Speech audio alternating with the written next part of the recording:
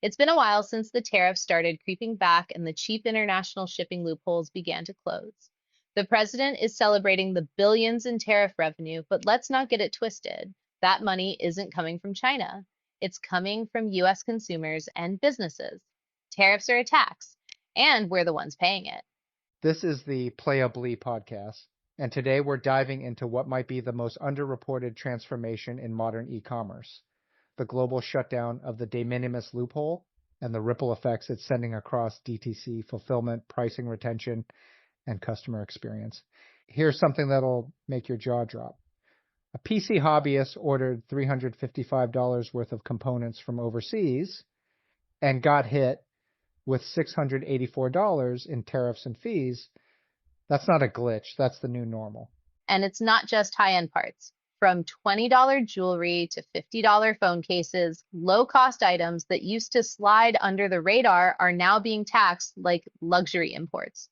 So what is de minimis, and why does it matter? Let's break this down. For years, the de minimis exemption allowed U.S. consumers to import goods valued under $800 without paying tariffs or duties. It was a backdoor that helped companies like Shein, Temu, and Alibaba flood the U.S. market with ultra-cheap goods. But in May 2025, the U.S. closed that door, eliminating the exemption for shipments from China and Hong Kong. Now, those small packages are subject to duties and inspections, just like large commercial imports. And this isn't just a minor policy tweak. In fiscal year 2024, U.S. Customs and Border Protection processed 1.36 billion small value shipments under the de minimis rule, totaling an estimated $64.6 billion in goods. That's a huge volume of commerce that's now facing new friction. The US isn't alone. The European Union is fast-tracking legislation to eliminate its own version of the de minimis threshold, which currently allows imports under 150 euros to skip VAT and duties.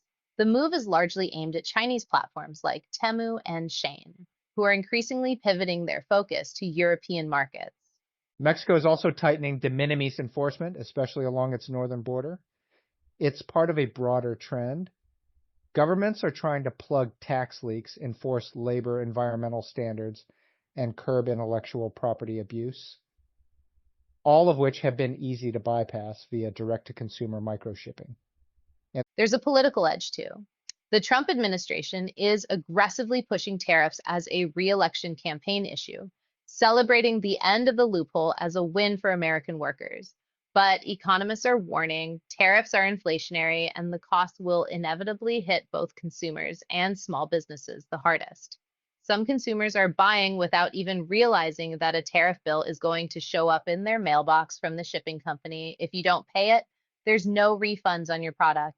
In fact, according to the Tax Foundation, nearly 2/3 of tariff revenue comes from taxes on consumer goods, not industrial inputs, and Supreme Court rulings have made it clear Congress doesn't need to approve each new tariff. The executive branch has broad authority to implement trade policy. That means this could expand even further. Fast. So what does this mean for DTC brands? This is where things get real for founders and marketers. If your product relies on low-cost overseas sourcing, fast international shipping, or drop shipping via third-party marketplaces, you're going to feel the squeeze if you haven't already. Major platforms are pivoting. Temu is spending aggressively to expand in Europe, launching massive ad campaigns across Spain, Italy, and Germany. Shein is localizing fulfillment, setting up EU-based warehouses to avoid tariffs. But smaller brands don't have those resources, which means they need to rethink their value strategy. We're entering what we call the engagement economy.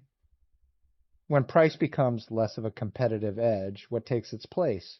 Retention marketing, loyalty programs, gamified shopping, exclusive member perks, user and community-first content strategies. Think about it. When your costs rise, acquisition gets more expensive, retention becomes survival. That's why you're going to see an explosion in VIP programs with experiential benefits, Shopify gamification tools, countdown calendars, and unlockable deals, shoppable games that drive AOV and session time. And yes, brands will need to get better at educating customers. If shipping now takes longer or costs more, how do you explain it? The answer, authenticity plus value framing. Show customers what they're getting in exchange, not just what they're paying. This plays out differently across product categories. Low margin products like fashion accessories, phone cases, are being forced to bundle or upsell. Higher margin categories like supplements or tech accessories are better positioned to absorb fees or invest in localized fulfillment. Luxury brands are leveraging this as a chance to lean even harder into exclusivity and experience. I'm guessing we're also going to just see a lot of companies go out of business, especially ones who already had thin margins. There's at least a silver lining. When brands can't compete on price, they compete on product differentiation, innovation, creativity, and experience. We're seeing growth in local manufacturing, better domestic warehousing, and investments in tech that enhances the customer journey. So what should brands do now? If you're a DTC brand, here's your playbook. Audit your fulfillment and sourcing. Where are you exposed to import taxes? Review your pricing model. Can you bundle, localize, or reframe value? Invest in retention through loyalty programs, gamification, and deeper personalization. Communicate clearly when it comes, explain changes, show added value, and deepen the brand customer relationship. This is more than a trade policy update. It's the beginning of a new era for e-commerce, one where logistics, loyalty, and experience take center stage. The brands that adapt early will win. The ones that wait until tariffs fully hit in 2026, they'll be playing catch up. Stick with us here on the PlayAbly Podcast. We'll keep you ahead of the curve. Black Friday is next week, and we're wishing you a profitable one.